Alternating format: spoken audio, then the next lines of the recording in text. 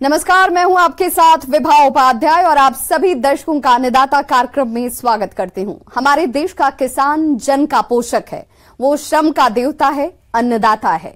उसमें ही भारत की आत्मा निवास करती है और ऐसे ही किसानों की प्रगति के लिए हम खेती बाड़ी से जुड़ी हुई बहुत सी नई लाभकारी जानकारियां हर रोज सुबह लेकर आते हैं। तो चलिए कार्यक्रम शुरू करने से पहले देखते हैं क्या है आज के अन्नदाता में।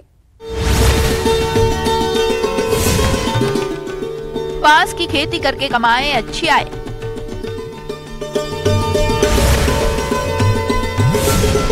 दुधारू पशुओं में थनैला रोग की गंभीर समस्या, करें समय पर समाधान।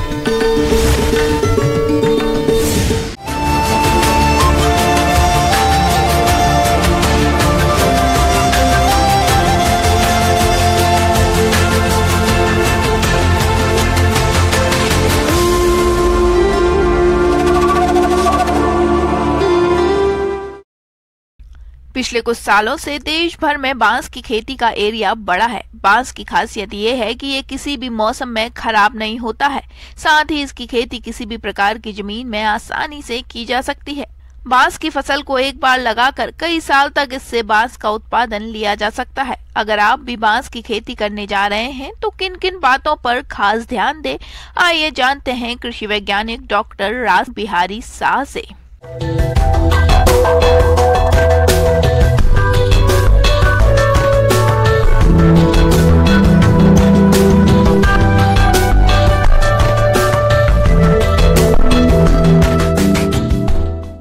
तो आज हम लोग जानेंगे कि बांस की खेती कैसे करें और उनसे क्या क्या फायदे उठाएं हम लोग अपने ज़मीन पे उसकी खेती करके। ये जो है बहुत ही उपयोगी पौधा है। इसके उपयोग को देखते हुए इसे ग्रीन गोल्ड भी कहते हैं, इसे पुअर मैन टिम्बर भी कहते हैं और बहुत जगह पे इसको बड़ा भाई के बिग ब्रदर के नाम से भी जानते हैं। इसके करीब दस्तावेज में तकरीबन 500 से ज़्यादा उपयोग है और जैसे जैसे तकनीकी का विकास हो रहा है, लोगों को पता चल रहा है, वैसे और ही ज्यादा इनके उपयोग सामने आ रहे हैं। बांस की खेती सदाबहार पौधे के रूप में की जाती है। ये घास प्रजाति का पौधा होता है जो कि सबसे अधिक तेजी से बढ़ने वाला पौधा भी कहलाता है। बांस के पौधे वायुमंडल में 35% तक ऑक्सीजन का निर्माण करते हैं तथा कार्बन डाइऑक्साइड की मात्रा को भी कम कर देते हैं। देश के वो किसान जो बंजर भूमि या जलवायु परिवर्तन से परेशान होकर किसी तरह की खेती करने में असमर्थ हैं, वो बांस की खेती कर अच्छी कमाई कर सकते हैं। तो अभी पूरे विश्व में करीब मतलब 1250 प्रजातियां बांस की है, जबकि हमारे अपने भारत में 136 प्रजातियां हैं। और इसमें जो हमारा नॉर्थ ईस्ट है, जो हमारा जो सारी स्टेट है नॉर्थ ईस्ट के, वो इसमें बहुत समृद्ध हैं। वहाँ पे चूंकि वहाँ की जलवायु यहाँ के बहुत मतलब बांस के बहुत अनुकूल है। बांस एक ऐसा पौधा जिसे किसी भी तरह की मिट्टी में उगाया जा सकता है।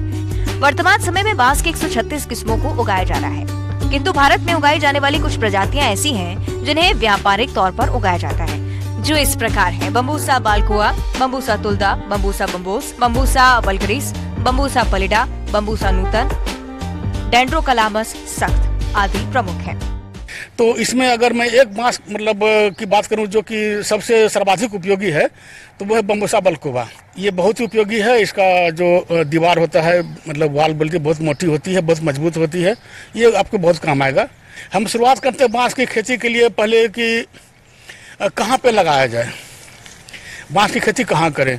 देखिए, अब तो बांस की खेती जहाँ पानी नहीं जमता है वहाँ छोड़ के आप कहीं भी कर लीजिए बांस की खेती। बांस के बीजों की रोपाई पौध के रूप में की जाती है, जिसके लिए नर्सरी में बीजों को तैयार कर लिया जाता है। बांस के पौधों की रोपाई खाली पड़ी भूमि या फिर खेत किनारे बाड़ की तरह की जाती है। इन गड्ढों में तैयार प्रकंदों या तैयार पौधों की रोपाई कर दी जाती है। आप उन्नत नर्सरी संस्थान से बांस के पौधे खरीद सकते हैं। रही बात की पौधा कहाँ से तैयार करें, कहाँ से उपलब्ध हो, बहुत सारी पौधशालाएं हैं, वहाँ पे बहुत सारे प्रजातियाँ जो के लिए उपयुक्त हैं वहाँ पे आपको मिल जाएंगी। पौधा रोपण के वक्त क्या करते हैं कि उस पर 20-25 ग्राम दीमक के लिए जो दवाई होती है वो दे दीजिए, 200-250 ग्राम DAP डाल दीजिए और 7-8 किलो उस पर 10 किलो तक डाल सकते हैं आप फार्म यार्ड मैन्योर, और थोड़ा सा नीम का या करंज का केक भी डाल दीजिए, तो ये अच्छा रहेगा। उसके बाद जब पौधारोपण करेंगे तो जब बरसात आती है पौधारोपण कर दीजिए। रही बात की स्पेसिंग की, कितने कितने दूर पे पौधों को लगाएं, तो नॉर्मली जो है हम लोग दो पंक्तियों के बीच की दूरी को रखते हैं करीब 6 से 7 मीटर, और जो पौधों से पौधों के बीच की दूरी को रखते हैं 5 मीटर। और रही बात, जब शुरुआत में हम लोग क्या करते हैं कि जब 3-4 साल तक जब बांस छोटे रहते हैं, बांस के पौधे छोटे होते हैं, पूरा बखार पूरा फैलता नहीं है, तब तक आप उसमें कृषि वानिकी के तहत जो शुरुआत में जैसे दलहन भी है, सब्जियां भी उगा सकते हैं वहाँ पे, ये मूंगफली वगैरह बहुत चीज़ वहाँ पे उगा सकते हैं। जैसे फिर 5 साल बाद जब आपको लगे कि छाँव हो रहा है, तो फिर जो छाँव में उगाने वाले जो फसल है, जैसे हल्दी है, अदरक है, ओल है, पेचकी है, ये सारी चीजें भी वहाँ पे सफलतापूर्वक उगा सकते हैं। बांस के पौधे सामान्य तौर पर 5 वर्ष में कटाई के लिए तैयार हो जाते हैं। इसकी कुछ किस्में कटाई के पश्चात अपने आप फिर से वृद्धि कर लेती हैं। कटाई के पश्चात 10 की एक पुली बना ले और इस पुली का औसतन वजन 15 से 20 किलोग्राम होता है। 1 एकड़ की भूमि में 200 बांस तक मिल जाते हैं, जो उत्पादन में तकरीबन 13.5 टन तक होते हैं। बांस के पौधे एक बार लग जाने के बाद 40 वर्ष तक पैदावार दे सकते हैं।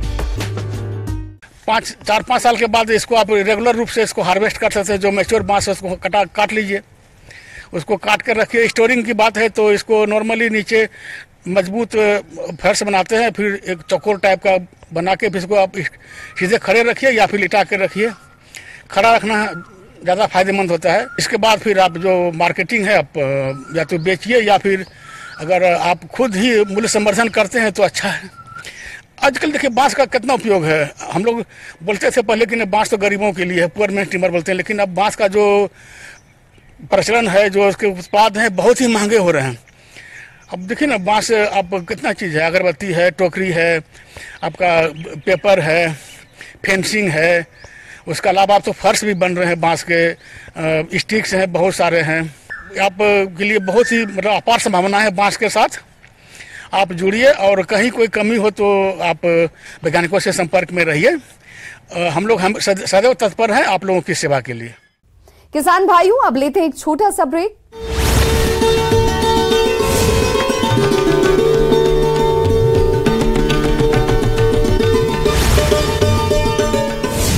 जयपुर के जेडीए जोन कार्यालय में काश्तकार ने पेट्रोल डाल लिया खुद पर और नियमन कैंप लगाने का विरोध कर रहा था। बाद में पुलिस ने इसे हिरासत में लेकर पूछताछ शुरू की। बीकानेर के खाजवाला से विधायक गोविंद राम मेघवाल ने बीजेपी सांसद और केंद्रीय मंत्री अर्जुन राम मेघवाल पर बड़ा हमला बोला है। गोविंद राम मेघवाल ने कहा कि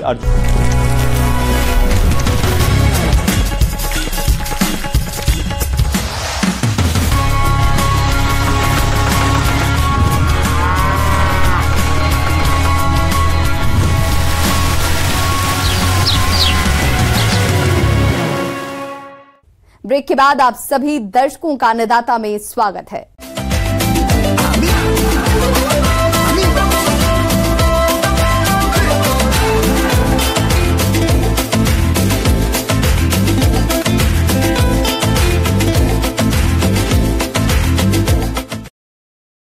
प्रदेश के बहुत से किसान भाई दुधारू पशुओं का पालन करते हैं, लेकिन उनकी उचित देखरेख के अभाव में पशु विभिन्न रोगों के चपेट में आ जाते हैं। इन्हीं रोगों में से एक है थनैला रोग, जो कि अधिक दूध देने वाले पशुओं में आमतौर पर देखा जाता है। इस रोग से ग्रसित पशु दूध देना कम कर देता है। अगर इस रोग का समय से इलाज नहीं किया जाए तो कभी कभी पशुओं के थन भी खराब हो जाते हैं। तो किसान भाइयों, दुधारू पशुओं में थनैला रोग के कारण, लक्षण और इसका निदान क्या है, आइए जानते हैं पशु वैज्ञानिक डॉक्टर पीपी सिंह से।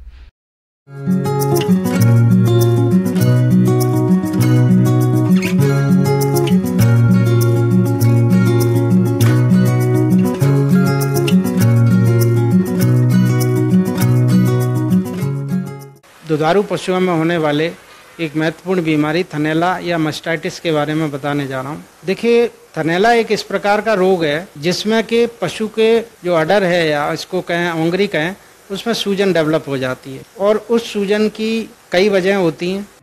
थनैला रोग बैक्टीरिया या जीवाणु की वजह से होता है। इसके अलावा अन्य रोगाणु जैसे विषाणु, कवक, माइक्रोप्लाज्मा इत्यादि भी ये रोग उत्पन्न करते हैं। बैक्टीरिया पशु जहाँ रहते हैं वहाँ पर गंदगी की वजह से या फिर कभी कभी दूध निकालने वाले हाथों में जीवाणु की उपस्थिति की वजह से फैलता है। आमतौर पर दूध में तथा थनों के अंदर कोई जीवाणु नहीं पाया जाता, लेकिन कुछ कारणों से जीवाणु थन में प्रवेश करते हैं और ये रोग उत्पन्न करते हैं। थन को लगातार ऑब्जर्व करते रहना चाहिए कि इसमें कहीं कोई सूजन कड़ापन तो डेवलप नहीं हो रहा है। सूजन की वजह से ये होता है कि हमारे जो दूध है वो दूध की क्वालिटी खराब होने लगती है, दूध में छितड़े छितड़े से आने लगते हैं, कहना चाहिए हल्का सा फटने जैसा लगता है प्रारंभिक अवस्था में। जब उसके बाद भी ध्यान नहीं अगर दिया जाता है तो उसमें हल्का सा ब्लड भी आने लगता है। और इस बीमारी की वजह से क्या होता है कि धीरे धीरे हमारा थन जो है उसमें कड़ापन या टाइटनेस डेवलप हो जाती है और कुछ समय पश्चात हमारा थन बेकार हो जाता है, मतलब उससे दूध आना बंद हो जाता है। किसान भाई इस पे गौर नहीं करते हैं तो दूसरा थन खराब होता है, फिर जो अडर है उसकी एक साइड पूरी खराब हो जाती है और फिर भी ध्यान नहीं दिया गया तो कई बार पूरे पशु के चारों थन भी खराब हो जाते हैं। थनैला रोग दुधारू पशुओं में खासकर गाय और भैंस के थन में होने वाला एक घातक रोग है जो कि बैक्टीरिया या जीवाणु की वजह से फैलता है। अगर रोग के शुरुआती लक्षण को पहचान कर इसका इलाज नहीं किया जाए तो ये थनों को खराब करके पशु के दूध को सुखा देता है। इस रोग की वजह से पशु मरते नहीं, लेकिन थन हमेशा के लिए बेकार हो जाते हैं। वहीं ज्यादातर पशुपालक थनैला रोग के शुरुआती लक्षणों को देखकर इस रोग का अनुमान नहीं लगा पाते और वो इलाज में लापरवाही कर देते हैं। तो इसके लिए क्या करना है कि अपने को कुछ विशेष चीजों का ध्यान रखना है। उन विशेष चीजों में सबसे पहली और महत्वपूर्ण बात तो ये है कि हमारे पशु के जो अडर का हेल्थ है या अडर का जो स्वास्थ्य है उसके बारे में किसान भाइयों को थोड़ा सा जागरूक होना पड़ेगा। अगर अपन शुरुआत से देखें तो सबसे पहला और महत्वपूर्ण काम तो ये है कि हमारे पशु का जो अडर है उसको हमें यथासंभव चोट से बचाना है। दूध निकालने वाले व्यक्ति का हाथ अच्छी तरह से साफ होना चाहिए। थन से दूध पूर्ण हाथ विधि से निकालना चाहिए। इस बात पर विशेष ध्यान देना चाहिए कि थन में दूध छूटे नहीं। दूध निकालने के बाद पशु आमतौर पर थक जाते हैं और तुरंत बैठ जाते हैं। हालांकि दुग्ध नलिकाओं को बंद होने में लगभग 15 मिनट का वक्त लगता है। ऐसे में पशुपालक दोहने के बाद पशु को 15 मिनट तक जमीन पर बैठने न दें, तो इससे भी ये रोग होने की संभावना कम हो जाती है। स्वस्थ पशुओं को रोगी पशुओं से अलग रखना चाहिए।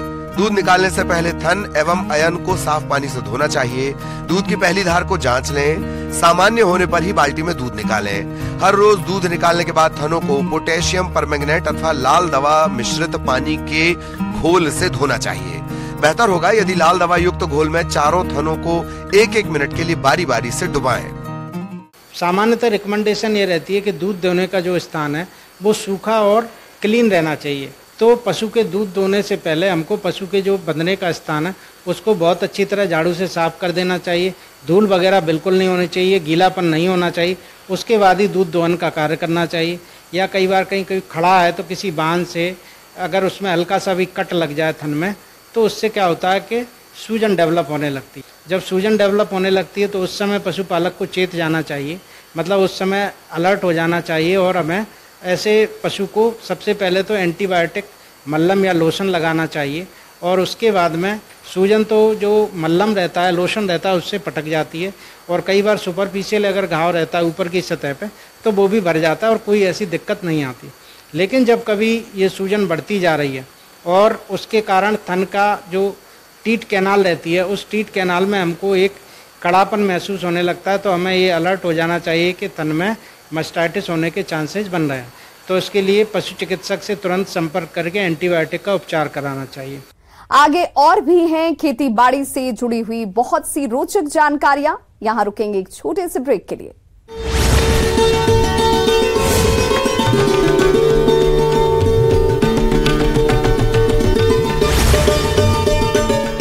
व्यक्ति हैं अब वो अगला चुनाव हारेंगे। सीएम अशोक गहलोत का 30 सितंबर को बिसाऊ का दौरा प्रस्तावित है। मुख्यमंत्री अशोक गहलोत बिसाऊ में नए कॉलेज भवन और खेल स्टेडियम का शिलान्यास करेंगे। सीएम अशोक गहलोत के दौरे को लेकर प्रशासन की तैयारियां जारी हैं। और इस बार के राज्य विधानसभा चुनाव में बीजेपी यूपी और योगी के मॉडल को लाए।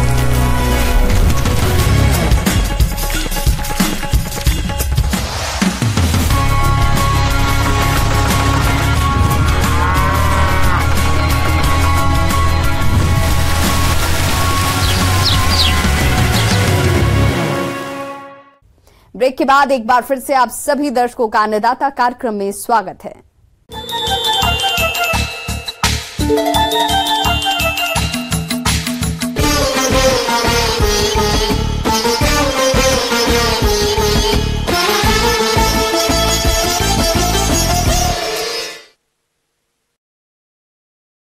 किसान भाइयों, बेबीकॉर्न मक्के की मांग बाजार में वर्ष भर बनी रहती है, जिसके चलते किसानों को इस फसल से अच्छी आय मिलती है। इसी लाभ को देखते हुए जो किसान बेबीकॉर्न मक्का की खेती करने जा रहे हैं, वे किसान इसकी उन्नत किस्मों का चयन करके बुआई करें ताकि आने वाले समय में इस फसल से अच्छी आय कमा सकें। तो आप किस प्रकार से करें बेबीकॉर्न मक्का की सफल खेती, इस बारे में बता रहे हैं कृषि वैज्ञानिक डॉक्टर महेश कुमार।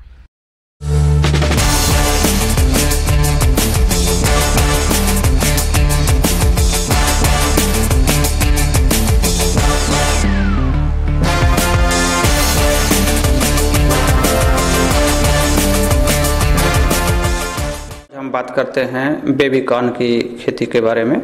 बेबीकॉर्न मक्का की एक प्रजाति है जिसमें नंबर ऑफ कॉप्स, जो नंबर ऑफ बेबी कॉप्स हैं, जो भुट्टे निकलते हैं, उनकी संख्या ज़्यादा हो जाती है। एक पौधे में सामान्यतः 3 से 4 भुट्टे आ जाते हैं। जब ये कॉब यानी भुट्टे शिशुआवस्था में होते हैं, इसमें जब रेशा निकलने लगता है, इनमें बालियों में, कॉब में रेशा निकलने लगे, रेशा निकलने के 24 घंटे के अंदर अर्थात परागण क्रिया होने से ठीक पहले हम कॉब को तोड़ लेते हैं। बेबीकॉर्न की बुआई के लिए जो हमारी मिट्टी हो वो दोमट, बलुई दोमट मृदा सर्वोत्तम होती हैं। इसके लिए हमें ध्यान देने की जरूरत है कि ये मृदाएं जल निकास युक्त होनी चाहिए। खेत की तैयारी पर विशेष ध्यान देना चाहिए। इसके लिए एक बार गहरी जुताई करके 2 से 3 बार कल्टीवेटर से जुताई करना चाहिए। बुआई से 15 से 20 दिन पहले 8 से 10 टन प्रति हेक्टेयर गोबर की खाद को कल्टीवेटर की मदद से पूरे खेत में समान रूप से दें। इसके बाद खेत को अच्छी तरह से समतल कर लें। तो अब बात करते हैं हम पोषक तत्व प्रबंधन की। क्योंकि बेबीकॉर्न मक्के की तुलना में घनी फसल है, तो इसमें पोषक तत्वों की ज़्यादा मात्रा पड़ती है। एक अच्छी पैदावार के लिए मृदा की जांच कराकर उर्वरक का संस्तुति की जा सकती है, लेकिन संस्तुति न होने पर किसी प्रकार हम मृदा की चेक नहीं करा पाए हैं, तो 150 kilogram nitrogen, 75 kilogram phosphorus, 75 kilogram potash एवं 5 किलोग्राम जिंक प्रति हेक्टेयर व्यवहार करना उपयुक्त पाया गया है। फास्फोरस पोटास की पूरी मात्रा बुआई के समय तथा नाइट्रोजन की 1/3 मात्रा बुआई के समय हम कतारों में दे देते हैं, जबकि नाइट्रोजन की बची हुई 1/3 मात्रा हम यूरिया के माध्यम से देते हैं और बुआई के करीब 20 से 25 दिन बाद देते हैं, जब पौधा घुटने की ऊंचाई तक आ जाता है। नाइट्रोजन की अंतिम 1/3 मात्रा हम करीब 50 दिन बाद देते हैं, जब पौधे में बालियां आना शुरू होने की स्थिति है, यानी धरबान आने की स्थिति होती है, उस समय देते हैं। तो इस प्रकार नाइट्रोजन की आखिरी डोज जो 1/3 मात्रा है उसको हम 45 से 50 दिन पर देते हैं, जब धनबाल निकलना शुरू होते हैं। तो इससे क्या होता है कि जो भुट्टे हैं, भुट्टे के निकलने की संख्या जो बढ़ जाती है, इसको हम कहते हैं काप पोलिनिफिकेशन, वो बढ़ जाता है। अब बात करते हैं कि बेबीकॉर्न की कौन कौन सी प्रचलित प्रजातियां हैं। तो बेबीकॉर्न की हम उन प्रजातियों का जिक्र करेंगे जो हम अभी तक बहुत पॉपुलर हैं, जैसे HM4, HM4 बहुत ही अच्छी प्रजाति है। ये हाइब्रिड्स है, संकर प्रजाति है। इसकी उत्पादन क्षमता करीब 28 से 30 कुंटल प्रति हेक्टेयर मिल जाती है और ये करीब 65 से 70 दिन में तैयार हो जाती है, अर्थात खेत में 65 दिन बाद इसकी तोड़ाई समाप्त कर ली जाती है। दूसरी प्रजाति है गोल्डन बेबी, ये भी एक हाइब्रिड है और इसकी भी उत्पादन क्षमता करीब 25 कुंटल प्रति हेक्टेयर तक है और कटाई के बाद हरा चारा भी इन दोनों प्रजातियों में बहुत अच्छा मिल जाता है, करीब 400 कुंटल तक हरा चारा भी मिल सकता है। तो इसके बाद VL42। बुआई से पूर्व बीजों को कवकनाशी से लेना चाहिए ताकि इन्हें बीज तथा मृदा जनित रोगों के साथ कीट व्याधियों से भी बचा जा सके। इसके लिए बाविस्टिन 1 ग्राम दवा से प्रति किलोग्राम बीज अच्छे से उपचारित करें। अब बात करते हैं हम इसमें स्पेसिंग का। जो बेबीकॉर्न की बुआई का दूरी होगा वो 40 सेंटीमीटर कतार से कतार एवं 20 सेंटीमीटर पौधा से पौधा। इस तरह से बात की जाए तो 1 हेक्टेयर एरिया में करीब 1 लाख बेबीकॉर्न का पौधा आ जाता है। इस मौसम में बोई गई फसल में खरपतवार या जंगली घास हो जाती है, जिनको निकालना जरूरी होता है। इन्हें निकालने के लिए 2 से 3 बार खुरपी से गुड़ाई करें। इसके साथ साथ हल्की हल्की मिट्टी भी पौधों पर चढ़ा दें, जिससे पौधे हवा से गिरते नहीं हैं और पौधों की बढ़वार अच्छे से होती है। अब बात करते हैं सिंचाई का। जनरली देखा गया है कि बुआई के 15 से 20 दिन बाद जब सॉइल मॉइस्चर कम हो जाता है तो उस समय एक सिंचाई की जरूरत पड़ जाती है। उसके बाद हर 10 से 12 दिन के अंतराल पर हमें एक सिंचाई, हल्की सिंचाई करने की जरूरत पड़ती है, जिससे खेत में पर्याप्त नमी रहे तो पौधा हरा भरा एवं स्वस्थ रहता है तो उत्पादन अच्छा होता है।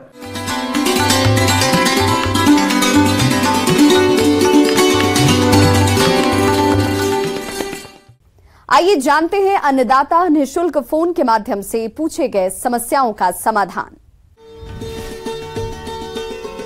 आज की अन्नदाता हेल्पलाइन में हमने जिस प्रश्न को शामिल किया उसे पूछा है ग्राम खेमरा, जिला भरतपुर के रत्नेश सिंह ने।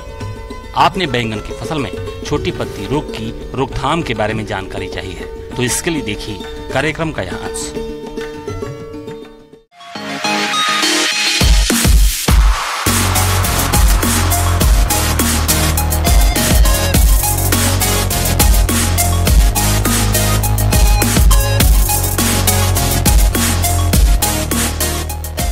बैगन की जो फसल है उसमें हम देखते हैं कि एक छोटी पत्ती का रोग आता है, और ये जो रोग है बैगन की फसल में माइकोप्लाज्मा के कारण होता है।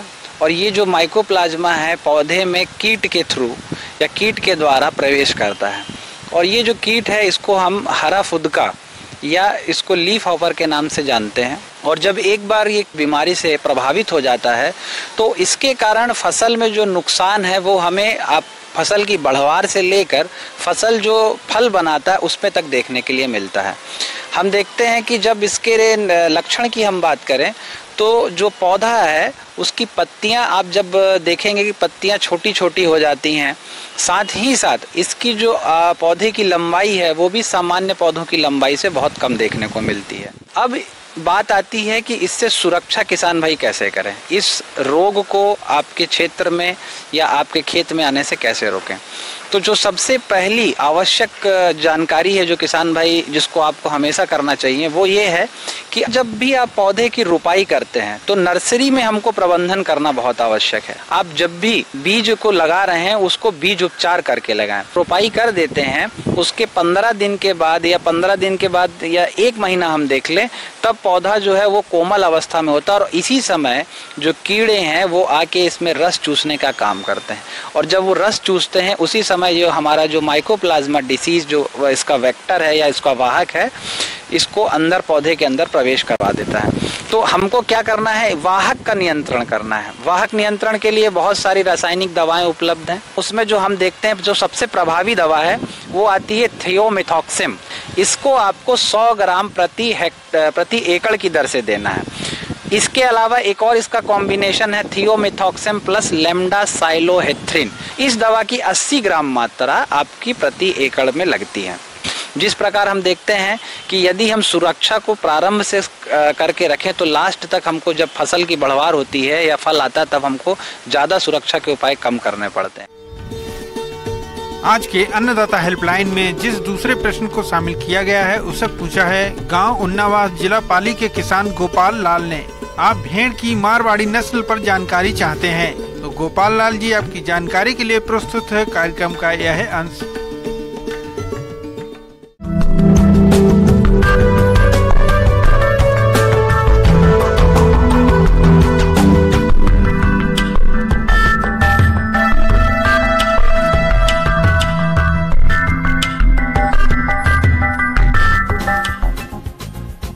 आमतौर पर देखने में आता है कि हमारे किसान भाई कृषि कार्य करने के साथ पशुपालन भी करते हैं, जो कि उनके लिए अतिरिक्त आय का एक अच्छा साधन है। हालांकि अधिकांश किसान गाय, भैंस, भेड़ बकरियों का पालन करते हैं, जिनके पालन से वे अच्छी आय भी कमाते हैं। इस पशुपालन में भेड़ पालन किसानों के लिए एक अच्छी आय का जरिया साबित हो रहा है।